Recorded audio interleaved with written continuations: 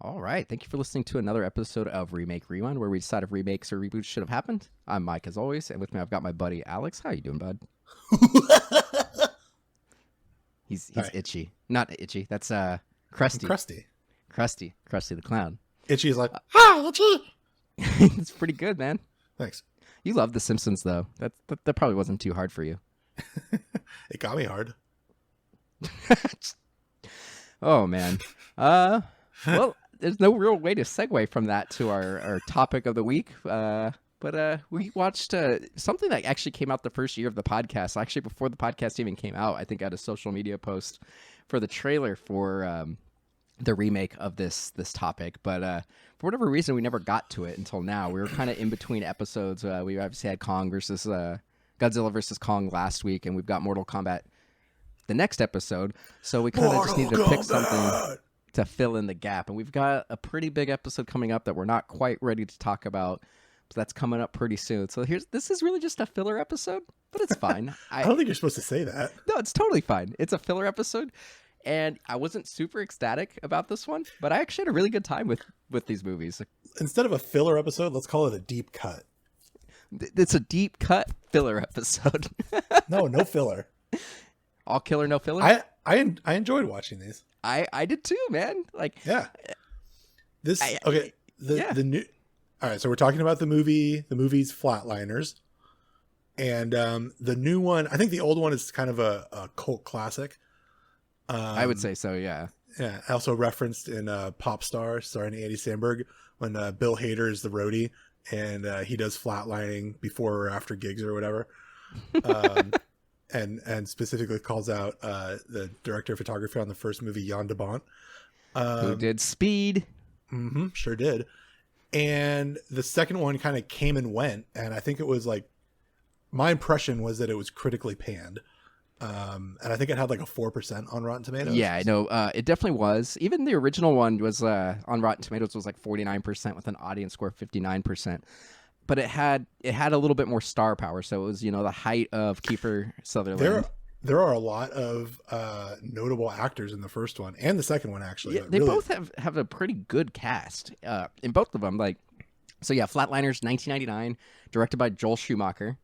Joel Schumacher, pretty prolific director. I know, unfortunately, he gets most of his fame for the Batman movies now, but this movie was considered ahead of its time, and like you mentioned, it was a cult classic, and people generally look back on this movie a lot more favorably than they did when it came out. And like, this movie was a moderate success. Like, this is 1990. It had a budget of $26 million, and worldwide it made $61 million, which in today's numbers, that's not a lot, but it tripled its budget. And this was back before they had huge promotional budgets. Like, this was a modest kind of hit in terms of a financial standing. So, but yeah, I guess we could just get into it. I'll summarize this real quick. So the overall summary is pretty simple, and I think we can use the same summary for both movies because they are very similar in the the skeleton and the musculature of the movie is the same, but it's the meat and potatoes that are a little different. But it's 5 medical students experiment with near-death experiences, and then they kind of stop doing it once they start getting these unintended dark consequences that are affecting their lives because of these experiments. So essentially what it is 5 doctors decide that they're going to essentially kill themselves and then resuscitate themselves and see what it's like to die and if there is an afterlife. And there's kind of like these 5 doctors led by Kiefer Sutherland. He plays Nelson Wright. He's kind of the ringleader. He bookends the movie with almost identical lines. He starts the movie with "Today's a good day to die" and ends the movie with "Today wasn't a good day to die."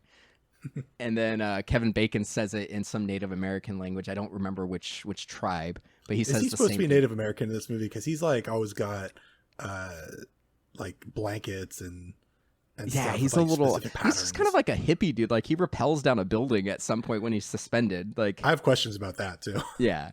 So Kiefer Sutherland plays Nelson Wright. He's kind of the ringleader. He's the one who comes up with the idea of and kind of a blueprint. Like, he walks people through, okay, you're going to use this medication, then you're going to give me a cold blanket, and then you're going to zap me, and then you're going to warm me up, and then you're going to give me adrenaline, and then you're going to CPR me, and then zap me and bring me back to life, and then I'll tell you what I saw.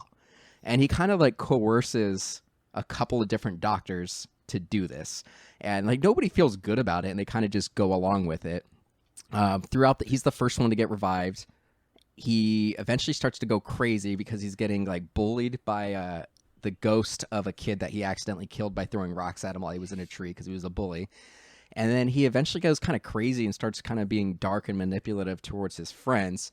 And then toward the climax of the movie is he kills himself without anybody around because he feels he has to confront the kid that he killed accidentally as a child.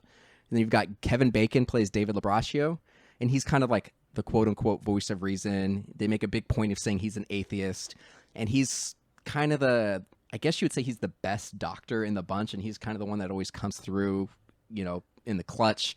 He's also kind of has a little love dynamic story with Julia Roberts' character. And then he is the third person to go under, and he is haunted by a girl that he used to bully and called ugly as a kid. There's a lot of bullying in this movie. Yeah, and then you have William Baldwin, Billy Baldwin, Alec Baldwin's younger brother.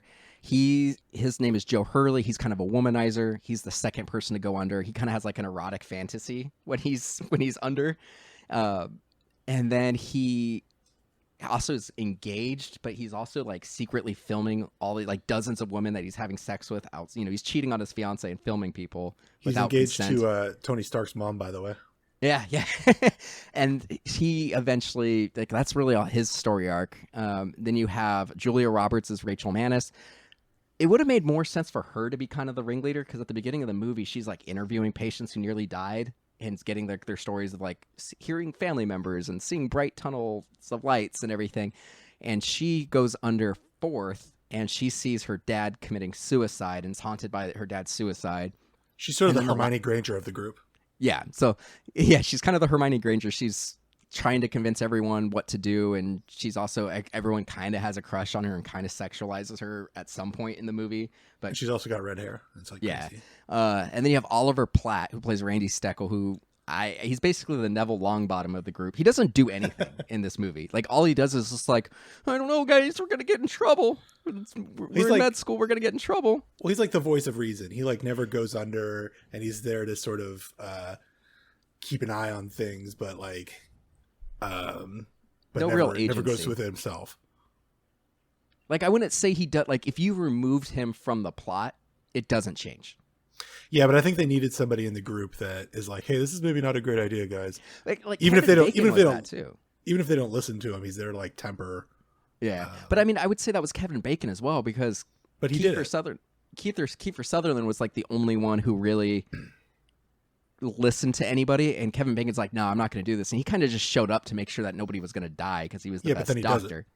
But he did it to protect Julia Roberts because he wanted to do it as the control because he was an atheist. He's like, well, you guys all believe in an afterlife. If I go and I don't see anything, then we know it's nothing. I'm the control group. And he was really doing it just to try to delay Julia Roberts' character from doing it. I don't think he ever really wanted to do it. Because he's in love with her. Yeah. But there's it's an interesting movie. Like, essentially what it boils down to is each person who goes under is haunted by something. And the issue I have with the movie, and this I think is probably a common criticism from anybody who's watched it, is that I don't think it goes far enough with these themes. Like, they're all haunted by stuff, but they kind of go out of their way to kind of like dismiss it as, maybe there was it's a chemical reaction in the brain as you're revived or as you're dying. Like, maybe you saw the stuff before you died or as you were being revived, or maybe it's leftover electrical current or whatever. Like, they try to scientifically explain it, which makes sense that they're doctors. But so it's kind of left in this like middle ground where it's not really fulfilling. Like, is there a supernatural component to this? Is there not? Like, what is it? Yeah, I feel like it kind of starts out with this like elevated idea, and then halfway through like becomes more like B horror movie. And it's just fun. And I kind of wish it leaned in on that a little bit more. Into being a B movie? Well, just being more of a horror movie and like leaning into that. Like, it seemed like it dipped its toe in there, but it didn't really want to commit to being that. Like, every time something bad would happen, they would try to convince themselves that it was a scientific thing, which makes sense because they're doctors, but they never like they never explain it in a scientific way, and then they never fully say, nope, this is definitely a supernatural element. Like, it's very muddy. Like, the movie doesn't commit to anything. Yeah, I think it would have been better off committing one way or the other. I think the like stock horror stuff that I'm thinking about, where it's like they're all being attacked by the ghosts of their past sins or whatever, feels like it's letting me down on the promise of the movie. Right. I think it's more interesting to like follow what's going on in the beginning of it. It feels like a cop out to be like, oh well, it's just like your conscience like telling you that you need to forgive yourself or right. ask for forgiveness from and these the other people. thing it doesn't make sense is like, so Julia Roberts' character is obsessed with the idea of death because she's very concerned about her father. It's like she's haunted by the death of her veteran father, and who killed himself in front of her. Right. And so she's at the beginning of the movie, she's interviewing multiple patients, being like, hey, you almost died. Like, what happened? And she gets all these like positive things. So it's like, well, how come these people who legitimately had near-death experiences only have positive things to say, but these people who went through this experiment have these seriously negative repercussions? And like, some of it also like toes this line because like Kiefer Sutherland's character is beaten by a child. Like he's beaten by the ghost of the kid that he killed when he was a bully. And like he starts getting scars on his face. There's a scene where he's like stitching himself up, and it's like, was this like a Fight Club kind of thing where he did it to himself? Or well, yeah, was there said supernatural? That's what it was, right? But they do say that's what it is. Do they say that? Did they explicitly say that? Yeah, there's a scene where he's like beating the shit out of himself. Oh, okay. Because like, there's a point where he's like, you see, the kid is like holding onto a crowbar, and he's also holding the crowbar, and the kid's like leaning down, and then Kevin Bacon goes around the window and looks into the truck, and you just see Kiefer Sutherland with the crowbar like pushing up as hard as he can. So I still feel like it's very non-committal on what it actually is. Yeah, I agree with that. So it wasn't clear to me. Both of these movies kind of do that, and while I was watching it, I was thinking it might be more interesting, at least for the remake, to show the characters doing it to themselves early on, but not show why they're doing it to themselves, and then have the reveal be what they're seeing, and they're seeing right. these like ghosts, big air quotes, of the people that they wronged.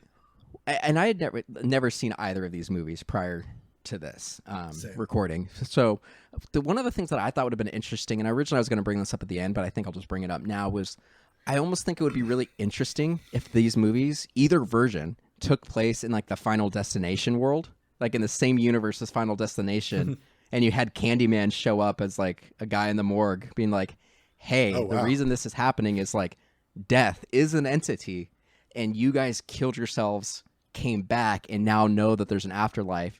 And so, like, death is pissed at you. Like, I think it would have been kind of interesting, that would be a little bit of a stretch. Obviously, for the 90s version, that couldn't happen. But for the newer one, like, I think that could have been kind of interesting. They built, like, a interconnected universe with, like, the Final Destination movies. You should write that movie. Reboot the franchise. It would be very easy to mesh them together, if they really wanted to. But, yeah, that was one of the things I thought was a little weird, was that they didn't. Destination. Yeah, they just didn't. They didn't commit to anything. Like, they wanted it to be like a thriller. They also wanted it to be a horror film. And I don't know if it did either in a fully satisfying way. I think what this movie did do well, or at least better than the remake, is creating like a feeling or like a tone for the whole world. Like, it really felt like this like gothic fairy tale, and I think that also lets it get which is like a Joel Schumacher thing. If you could say anything about the Joel Schumacher Batmans, it's that he creates a very specific vision of Gotham. I don't love it, but it's a specific thing. This one had a lot of like Gotham City kind of imagery. So like the movie opens with like the hospital that they work at is like a hospital run by a religious organization, like the Catholic Church, and like it opens with like this really gorgeous scenery of like gargoyles on a church in broad daylight, and seeing all these weird shadows and the curves, and then you see Kiefer Sutherland looking really cool in his trench coat and his sunglasses, and just like he's got kind of a Lost Boys thing going on. Yeah, today's a good day to die. And then throughout the movie, you see all that stuff over and over again with Kevin Bacon. Sorry. And the med school that they're in is like a museum. And it doesn't make any sense. Like, why would there be a med school there? But there's all these like amazing like Renaissance paintings behind them and shit. And it's in this like big like Gothic architecture building with like marble walls and columns. It's weird because it's not like rooms either. It's like old school like World War II kind of hospitals that you see in those old school movies where it's like rows of beds in a hallway versus having like any kind of rooms. And like they do their experiment in the basement. And it's the same thing. Like, it just looks like an empty church. Like, you see all the pillars and there's still gargoyles. And there's points throughout the movie when Kevin Bacon is just like, he's starting to doubt his atheism. Like, he's almost having like a religious crisis with his atheism because he has an experience. Like, he sees, you know, his old school days and he sees himself bullying. And so at one point, like, he yells at like a painting, like you mentioned, there's like these oil paintings, like Renaissance oil paintings. And he yells at it and he's like, do you want me to pray to you? Is that what you want? Or something along those lines. Like, he's just like talking to God directly there. And it's just like very heavy handed, but it's like, it's weird because it's not a hospital. Like, it's like heavy handed, but it's not. There's like a whole religious subtext that feels like it should be very obvious, but I'm not actually sure what the message is. I think they might want the message to be like, you know, some things aren't meant to be known, and like you're not supposed to cross some lines. I think that's actually the tagline. That's the tagline for the movie, yeah. But like all their lives are better for having done this. They all learn how to forgive each other and other people and themselves and some bullshit. And not necessarily. I feel like they have like happy endings, except for Joe. Like, Joe loses his fiance. Well, like, he loses his fiance because he was cheating on her. Yeah, but he learned how to be honest with himself. Yeah, but she goes out of her way to say she didn't break up with him because he was unfaithful. She broke up with him because he didn't have consent to film all those women that he filmed. Yeah, which, you know, my point stands. Like, it's his own fault. It is. Also a very woke moment for this movie. Yeah, that surprised me. Some of the other things that were weird about this movie, and I don't think that, once again, I wish they leaned into it more, was kind of the Kiefer Sutherland going crazy. So, like, initially after he comes out, he's like, oh, I can hear everything. Like, I can hear the bakery and I can hear the bus and I can feel all the vibrations. And yeah, there's kind of a limitless thing going on that they abandon. Yeah, so they do that, and then as the movie goes, he starts getting darker. And like, so one of the other kind of things that goes on in this movie is they all kind of, to decide who gets to go next, they kind of have like this bidding process. So like Kiefer Sutherland was under for like a minute and a half. So when they want to go second, Billy Baldwin's character is like, I can go a minute and a half as well. And Julia Roberts is like, I can go 2 minutes. And Billy Baldwin's like, I could go 2.5 minutes. So they do that, and they go through that a couple times, but eventually Kiefer Sutherland's character goes, let's keep him under for another minute. Let's do it. Like, we can go up to 4 minutes. Like, he's like fucking around with them. And then there's another point when he goes, I'm going again. And Julia Roberts is like, fuck that. You got, like, I was supposed to go second and I got bumped twice. Like, if you don't let me go, I'm out. And then like everybody else is like, well, if she's out, I'm out. And Kiefer Sutherland's like, fuck you guys. You guys are just fucking tourists. I'm the one who's doing this. It's my idea. And it's like, but then it just undercut immediately where they're like, well, Julia Roberts isn't going to do it, so you might as well let her do it. And so they're like, fine. They let her do it. And he kind of just like, oh, okay. Like, that plot line almost goes away at that point where he's like him going crazy and being manipulative. And also being like hyper intelligent. Yeah. Like, it's there's a lot of great ideas in this movie that just kind of fall flat. So like ultimately what ends up happening, like you said, everybody kind of realizes they're guilty and they need to atone for it. So Kevin Bacon goes and finds this girl and apologizes to her, and she's like, yeah, you're good. And he immediately feels better and stops seeing her all around. And it climaxes with Kiefer Sutherland killing himself. They show up and he's already been dead for 9 minutes, and they all give up, and Kevin Bacon's like, come on, God, let him live. And then like at that exact moment, the ghost just decides to forgive Kiefer Sutherland after knocking him out of the tree. And he's like falling from the tree for like 2 minutes, and he changes from like a kid to Kiefer Sutherland into like Kiefer Sutherland in a white flowing shirt. And then like Billy just kind of smiles at him, and then Kiefer Sutherland wakes up and is like, I guess it wasn't a good day to die. Ciao! And like that's pretty much the end of the movie. And it's an entertaining movie. Like, it's very well acted, but I felt like I wanted more at the end of it. And that's why I think like this movie is actually a great candidate to be remade. And I was really excited about the remake for the first like half of it. Yeah, me too. Yeah, I thought like it had some good, and we'll get to that in a minute. I think we're just about done with this one. The only other one that was weird is they were talking about balls a lot. Like throughout the movie, it's like you don't have the balls to do it. Like there's a point where like Billy Baldwin is like, you don't know what you're doing. You're going to burn your career, and you're going to do this, and you're going to do this. You don't have the balls to do it. You're going to faint. And Nelson Wright's like, you bring the equipment. I'll bring my balls. It's like, what? Well, there's a lot of like very homoerotically charged moments in this movie, I think. Yeah. Which, again, Joel Schumacher, it's not his first rodeo with that. No.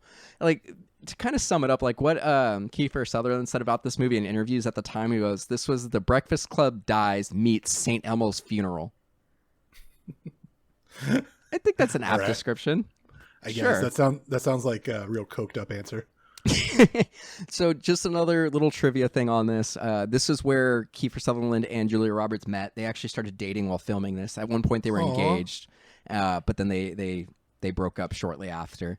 And Val Kilmer was supposed to be the Kiefer Sutherland role of Nelson, but ultimately turned it down. I buy that. Yeah. Talking about like this movie not quite living up to its potential, one of my notes was it feels like there was a lot cut out of this movie. It feels like they're just jumping over a lot of story beats. Yeah, I agree. With each character. And I know they have to balance like 5 characters and trying to do like these big arcs for all of them. But it just feels like there's a Snyder cut length version of those.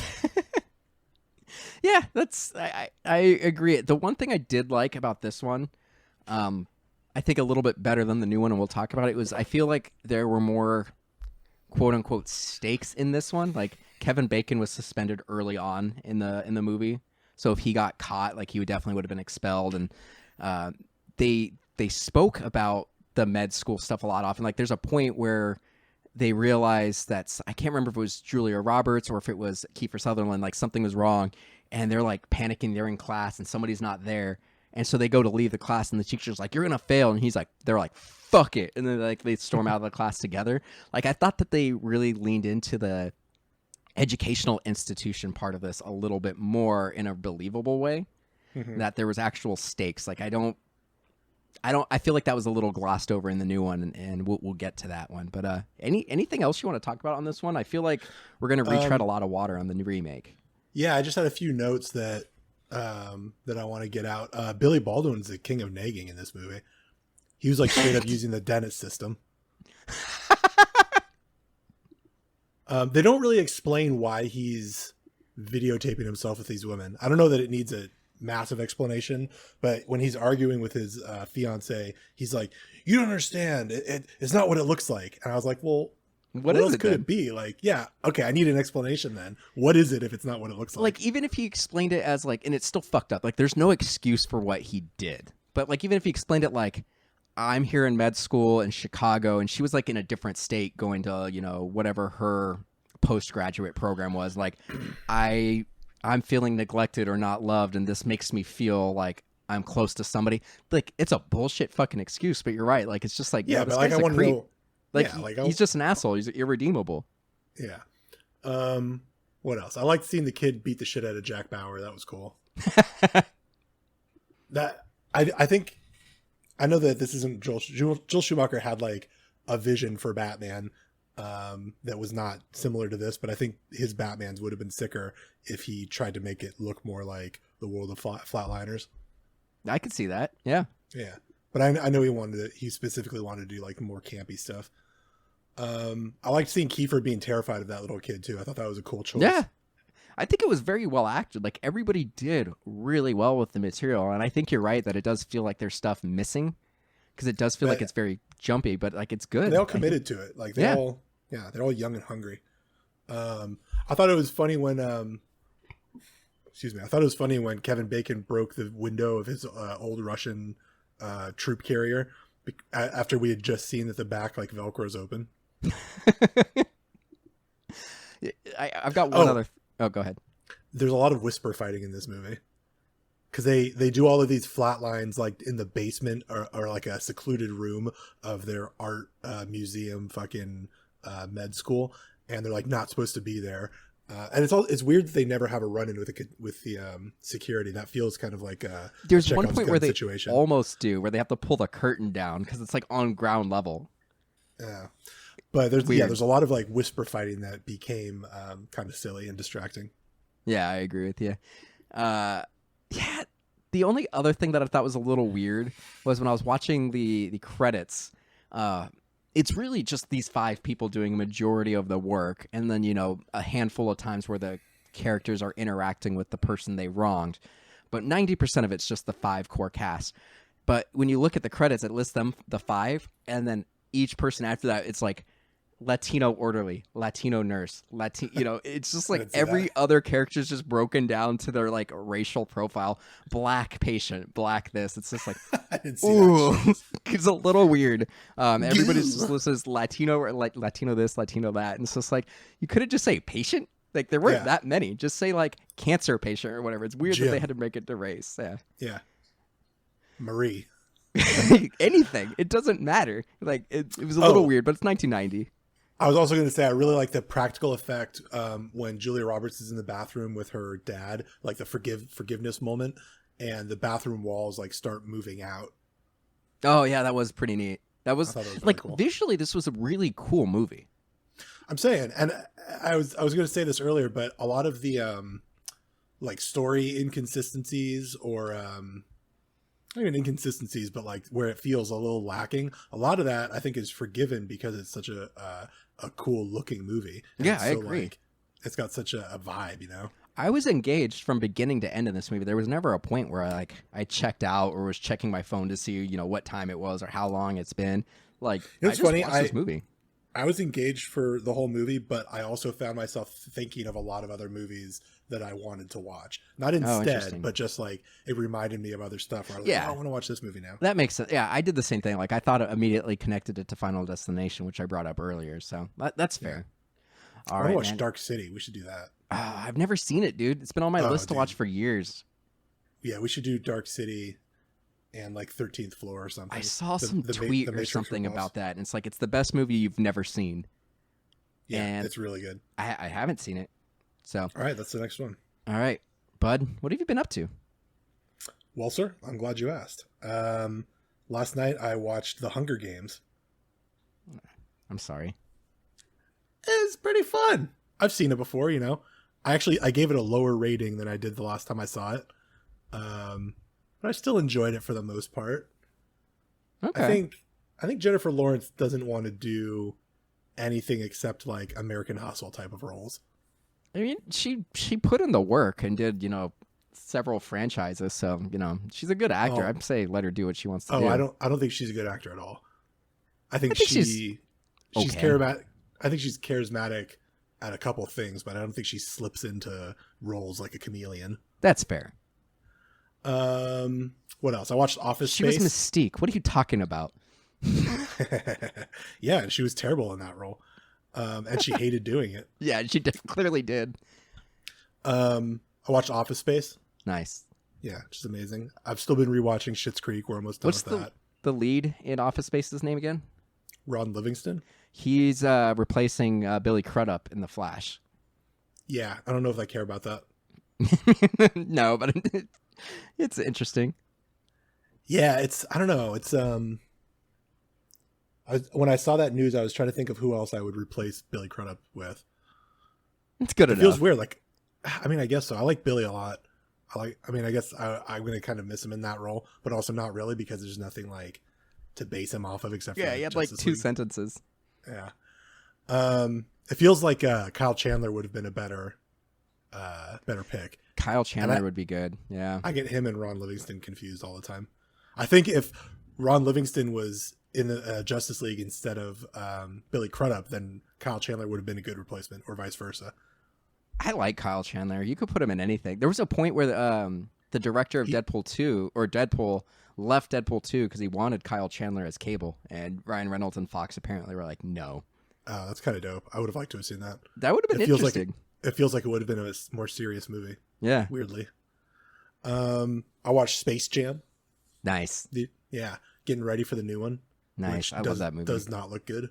No, it doesn't. That trailer was weird. I was really let down, dude. Me Yeah, too. and then like the Clockwork Orange guys are in the background and shit. But they took out Pepe Le Pew, which I don't have a problem with taking out Pepe Le Pew. But if you're going to take out Pepe Le Pew and put in Clockwork Orange guys, that's a problem. Yeah, I'm saying. Apparently, there's 7 days where I didn't watch a movie, which doesn't feel right. I feel like I definitely watched movies during that time. So that's the extent of my movie watching this last couple weeks. So I had a little bit of time, so I watched a lot. I went to the movie theater a couple times. I saw Chaos Walking. Weird premise. The actors did what they could with the premise. It wasn't terrible. It was a lot better than it looked. Nothing about that movie. It's a lot better than it looked, but it was like it's just a weird premise. Like they did what they could with it. It was as good as it possibly could have been. So essentially, it's Earth colonized a planet that takes 68 years to get to, and so round one, they get there, and there's some mysterious force called the noise that only affects men, so everyone can see and hear what men are thinking. And all the women were killed by the native race. And then Daisy Ridley is part of round two, and she's the only survivor of a ship that crashed. And so she's the only woman that's ever been seen in, like as long as Tom Holland's been alive, because he's supposed to be like 17 years old at that time. So for 17 years, nobody's seen a woman. And it turns out he's been lied to his whole life. So he's got to like try to protect her and hide her from people. But people can see and hear his thoughts. So he's got to be like creative with his thoughts, or kind of like make his mind blank so people don't realize he knows where Daisy Ridley is. That's a long elevator ride. But it's it's whatever. I watched that. I watched Nobody twice. It was fucking great. Oh my god, it was so good. Like I'm so officially vaccinated and ready to mingle as of yesterday. So Nobody is going to be, I think, the first thing I see. Nobody is. It's like John Wick, but a little bit more realistic. It's so good. Like that's all I'm gonna say. It's so fucking good. I watched Bloodshot, which was a lot better than it looks, but still not very good. The general premise, like once the twist is revealed, makes the whole movie fall apart. It makes no goddamn sense. I watched Solar Opposites on the Hulus. I really okay. Just like the first season, I only actually liked the last episode and the episodes that take place in the wall with the miniature people. And then I watched Into the Spider-Verse, which is great. And I watched a documentary on D.B. Cooper. Oh, yeah. D.B. Cooper's the man. And the finale of Shameless. That's over. We watched Shameless. Was Katrina in that? She was the body double for Debbie. I don't remember the actress's name, but and she does all the welding for that character. So, but yeah, we watched that, and I was disappointed by the end, but it's fine. Bummer. All right, that's it. Let's talk about the second one. Let's get into it. Well, this is a remake of the other one, obviously. Off to a good start. This one came out in 2017 and takes place in 2017, and is sort of a remix of the first movie. The characters are recognizable from the group in the first film, but I think a lot of their character traits are also sort of switched around. But 5 medical students experiment with near-death experiences until the dark consequences of past tragedies in each of their lives begin to jeopardize their lives.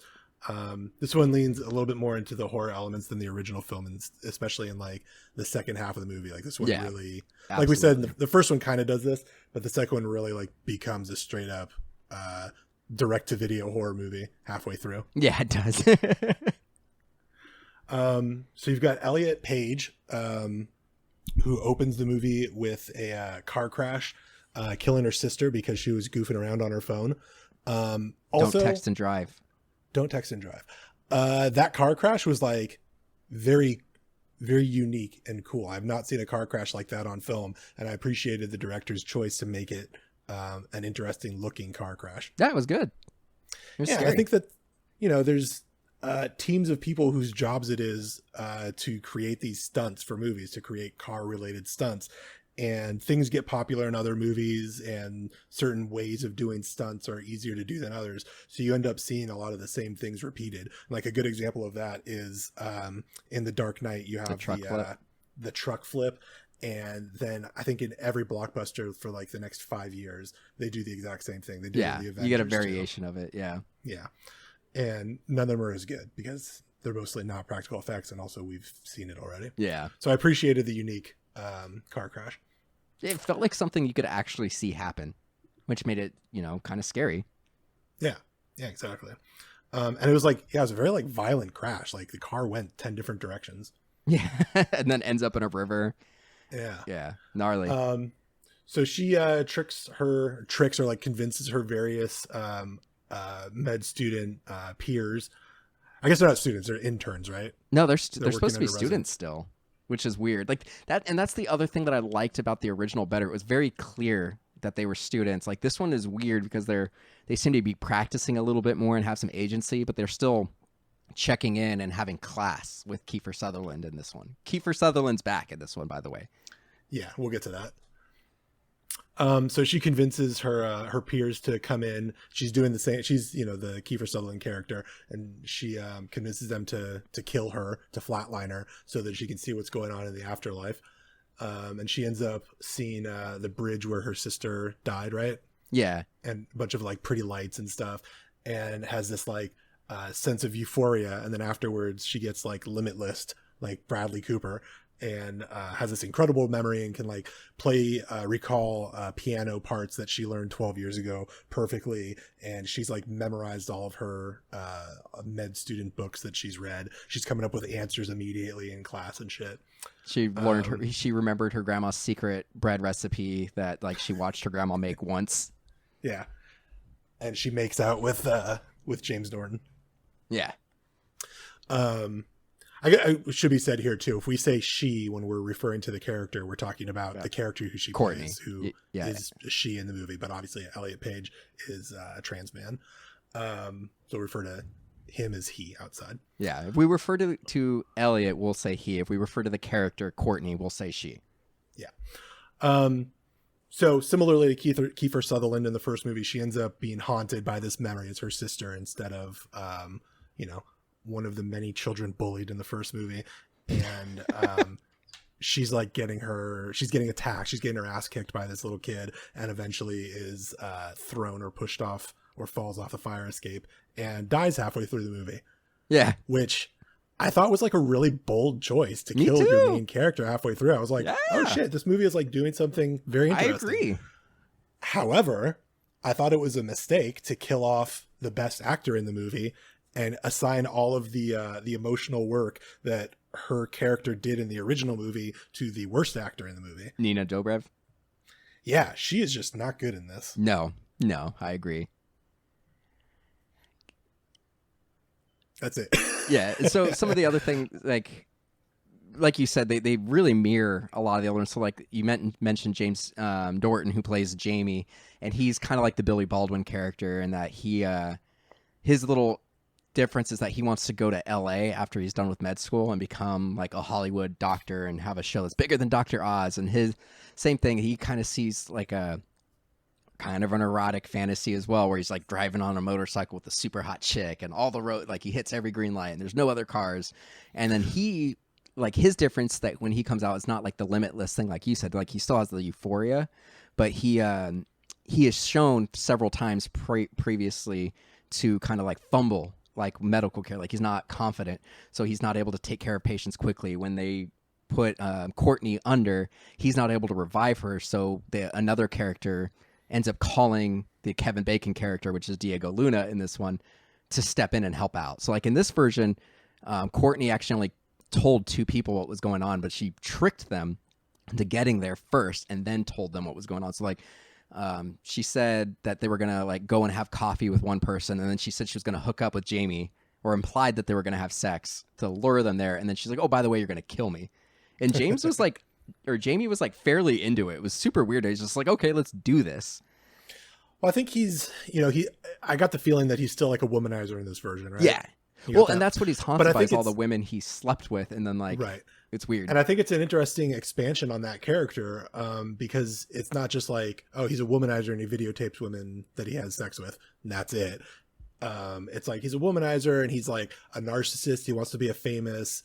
He wants to be a doctor on TV and stuff. Coerces someone to get an abortion.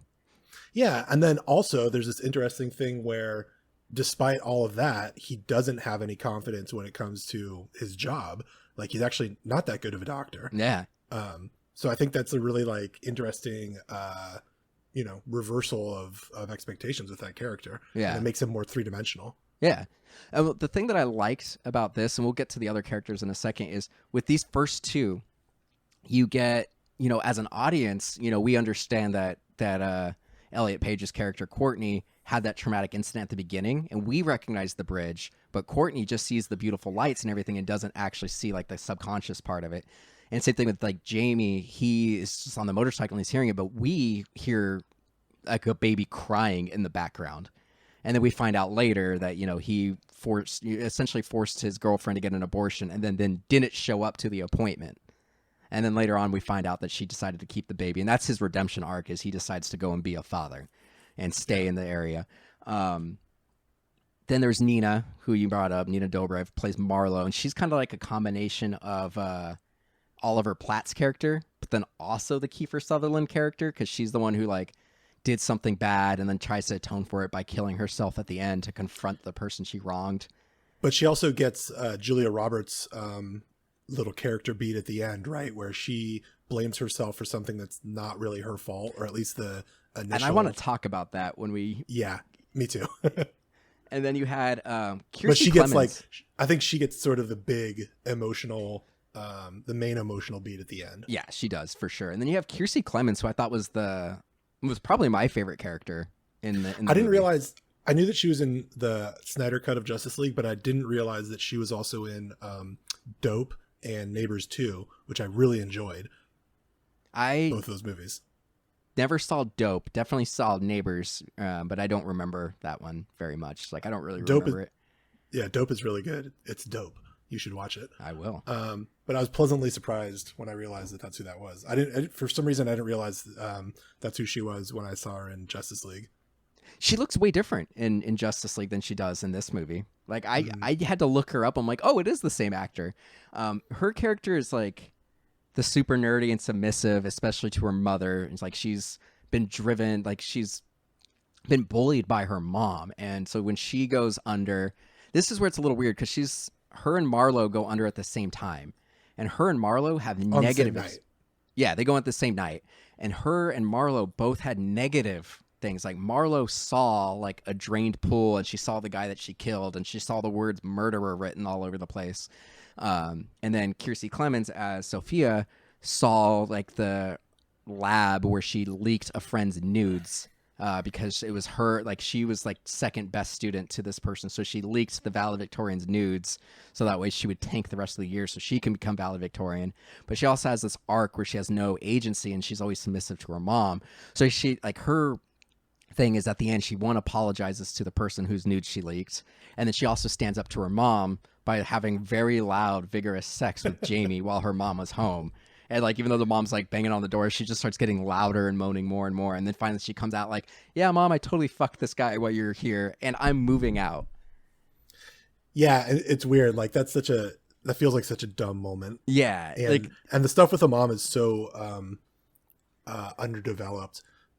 Even to the point where, like, I'm not clear if her mom, I'm not clear what her mom's job is. If she's also a doctor that's pushing her daughter to be the same as her, or if they're like not well off and she has to live at home. No, they said that she wasn't well off and she had to like work a ton of overtime, and she's put her entire life savings into sending her to med school.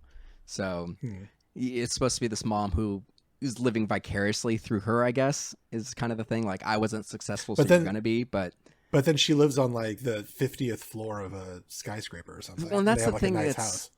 Weird is like they all in the first movie too, like they had giant beautiful apartments, and same thing in his. They all have giant. Where does this movie take place? I don't know, but they can all afford these amazing places, especially Marlo's character. This one they at least try to hand wave it away, where like Kiersey Clemens' character specifically says at one point, like, you guys are all rich and had your parents pay for this shit. Like, my mom had to work 3 jobs and put her entire life savings into this. So at least they try to hand wave it a little bit with a one line of dialogue. Sort of. And then the last character is Ray, played by Diego Luna, and he's kind of the Kevin Bacon character and also the Oliver Platt character, because he never goes under, but he's the better, more experienced doctor, and he's the one who kind of plays by his own rules, but he's also the love interest for Marlo and tries to convince her to come clean. And the end of the movie is... he fucked her once, and he's like, I'm in love with you. Yeah. Well, he at least like they try to paint that over, hand wave that away by saying like she's like, what do you even see with me? You're always competitive. He's like, I see your bedside manner kind of thing. Like you legitimately care about your patients. So even though I know you're a competitive doctor and you seem like you're a cold, calculative person, I know you actually care about the job and you care about the people. Yeah. Except her story is that she made a mistake with this guy and gave him the wrong medicine and ended up killing him, which like that sucks, but that is a thing that happens. But then she changed the autopsy report so she wouldn't get into trouble, which, hey, you can't be a doctor anymore. Like that's disqualifying. Right. The fact that her punishment was suspension. Her boss, or whatever, her teacher, her professor gives her leniency at the end was kind of surprising to me. Like, I think that's it. You're right. Like your career should have been over. And then on top of that, we see her do a really bad hit and run in the middle of the movie. Yeah. Or towards the end. Yeah, I agree. She literally plows her car into a bunch of people, dining outside in a store. They probably all just got the vaccine, and she drives into them, and then she's like, "Oh shit, sorry," and like drives away. She does. That's You're not a bad the only doctor. time she does it too. So the thing that's weird about this movie, to give a little bit of sense of tension, is this is in like the sub basement level of like this state of the art hospital. And they explain like, oh yeah, they have the state-of-the-art equipment in the basement because they received some special funding a couple years back just in case there's ever a pandemic or a flood or natural disaster.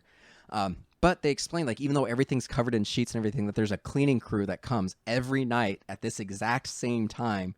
And it's like, why would they be sending a cleaning crew every night for a ward that's not being used? Yeah. That doesn't make any sense. So they do that to, have some tension.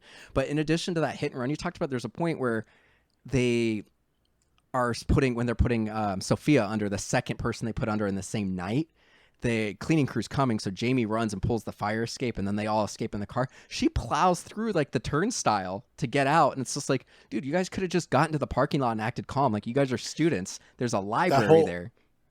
Yeah, that whole car escape, it's not a chase, I guess, but that whole driving sequence like didn't make any sense to me. It seemed unnecessarily dramatic. Totally unnecessary. They could have just been walking calmly in the parking lot and been like, yep, we were in the library.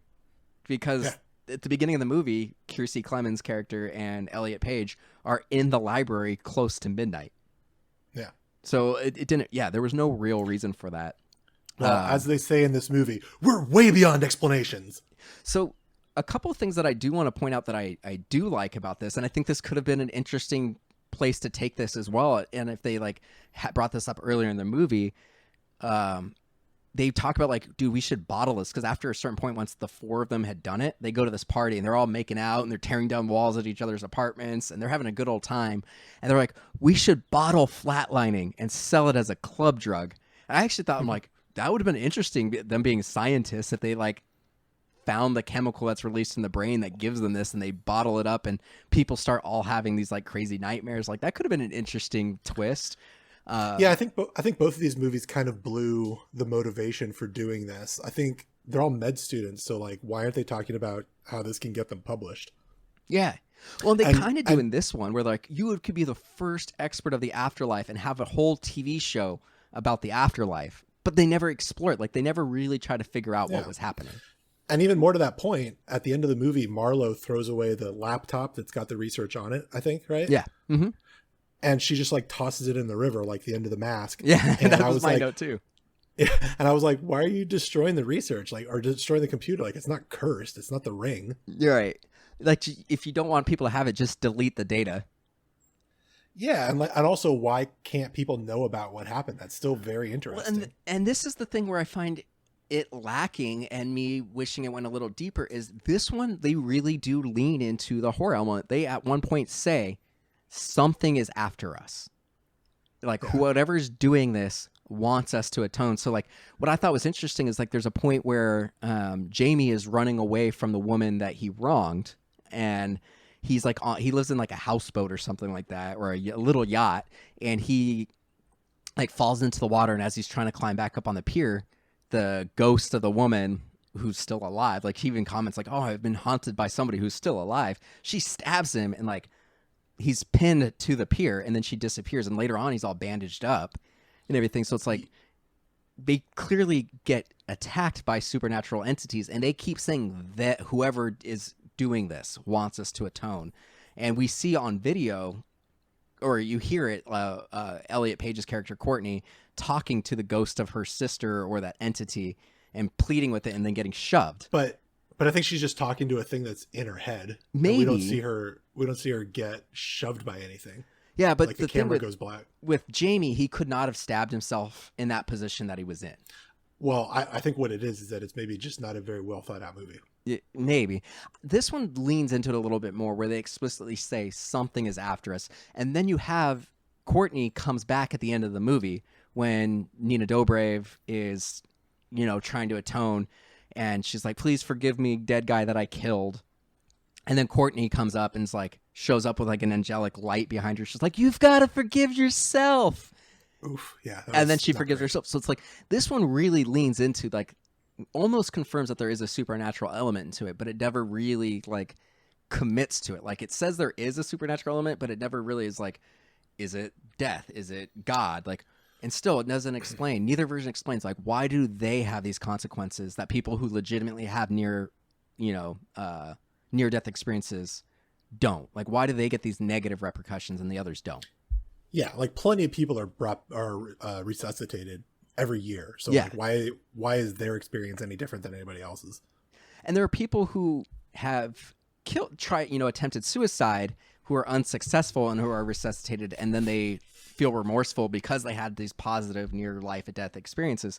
So it's like, if you want to make the argument, well, it's because they killed themselves versus, having a legitimate near-death experience, that still doesn't mesh with what other stuff is brought up. And both of these movies seem to posit that nobody's asked these questions before. Like, what happens? Because, like, there are legitimate documentaries. There's one on Netflix about doctors who interview people. Like, this is not a field of science that people haven't at least tried to study. But both of these movies posit that they are the first ones to ever talk about it. Yeah.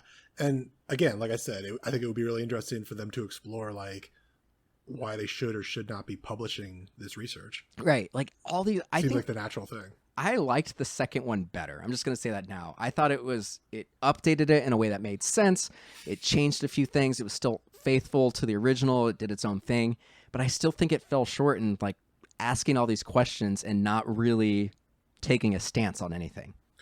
I think the second one had a lot more potential. They did a better job setting everything up, and I think they did not execute on it. I think the acting is better in the first one, though. Yeah, and I think the first one does a better job of creating its own like world. I agree. And like I said, it feels more like a fairy tale, more like a gothic fairy tale. It's got more style, like it's its own thing. And this one just felt kind of like stock direct-to-video horror kind of thing. The other thing I liked about the first one is like it got like the medical stuff right. Like there's a point where like Julia Roberts, when they're reviving her, the power goes out. We didn't really talk about that, and Kiefer Sutherland wants to inject her with this like drug, and like Kevin Bacon's like, no, you can't do that. It's going to do this, this, this, this. Like they really leaned into the medical stuff a little bit more and explained what was going on. This version, they were just kind of like, they're doctors, they know what they're doing, and they just kind of like took care of it. Like there's not as much explanation to the medical side. And like to your point with Nina Dobrev being a medical student making a mistake, like she would not have gotten in trouble for what she did other than the altering of the autopsy. Like if she was truly a medical student or even an intern, every prescription they give is checked by whether it's the resident or the attending physician. Yeah. And the only mistake she made was like Ray, played by Diego Luna, is like, no, you totally gave the right medication. She goes, no, but I didn't ask if he was on any other medications. If I asked if he was on any other medications, I would have found out he was on this, and this would have had an interaction. So it's like, it was a very minor mistake. They would have been like, hey, don't do this again, but she would not have gotten in trouble. Like it would have been the attending. So it's like that whole side story, like it should have been a bigger mistake. And she should have done more to cover it. Like it should have been more of a cover up other than just altering a document. Yeah. So, I think this movie was. You said you think the acting is better in this movie? I think the acting was better in the first movie. Oh, sorry. Yeah, that's right. But I think this was I enjoyed this movie more. I think this movie has better character setups and has good actors in it, but I think it was miscast. Like, I think Elliot Page is good. Yeah. But I think killing Courtney off in the middle of the movie is a bold choice, but it's completely undermined because they miscast Marlowe's character. Yeah, I agree. Not even miscast. They cast somebody who I don't think was good. And then also, like, Diego Luna did nothing for me as Ray. And I like Diego Luna. I like Diego Luna and everything. But they just didn't give him much to do. Yeah. Like, I don't know if a different actor would have been better or not, but that character didn't do anything for me. And Kiersey Clemens is like, it's fine. I don't think that character needs to be the forefront. And same with James Norton. Yeah. So I think, to summarize it all up, I think both movies had some really interesting premises, had some thought-provoking questions, but neither one really took a stance on anything. Like, it just kind of felt empty. Like, it felt like they had this great idea, and then they're just like, oh, shit. And then they're just like, well, one of them almost dies, and then they all come together and save him. That's the end, and they all get their happy ending. But, like, I don't think it did what it intended to do. But I thought they were both enjoyable films. They're both fun date movies for teenagers. Yeah, absolutely. Cool. All right. Well, I don't have anything else. You have anything else, man? She was searching on Google to see if there's an afterlife. She was on Yahoo Answers at one point. Oh, that's right. Kiefer Sutherland. We need to talk about him real quick. So in this version, yeah. So Kiefer Sutherland, when this movie was coming out, he did interviews and goes, "This is actually a sequel to the original one." And then right before the movie came out, they're like, nope, it's not a sequel. It's a remake, reboot. And when it turns out that his character was supposed to be the same character, but there was a cut scene where, like, they were visiting him during office hours, and it's revealed that he was Nelson from the original movie, and he's operating under a different name. But they cut that. So he ended up just being, like, the teacher for the med school kind of thing. But originally, I guess, at some point, this was going to be a sequel, and then they changed it. So it is what it is. Yeah. Cool. I have some other notes here, but, like, I think we covered everything. Yeah. Cool. Well, tell our listeners where they can find you.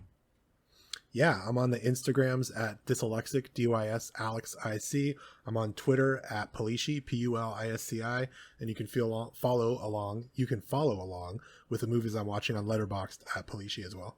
Nice. And you guys can check out everything that's MDXpods related at MDXpods.com, Twitter, Instagram, and Facebook, all at MDXpods. If you guys like the show, please help us out and share it. Leave a review on whatever your podcast platform of choice is. Apple Podcasts is obviously the biggest one out there. If you listen, you can do a review right on your phone. That actually helps us move up in the algorithms. So help us out. If you want to support the show, you can go to patreon.com/MDXpods as well. But that's it. Thanks for listening. Oh, yeah.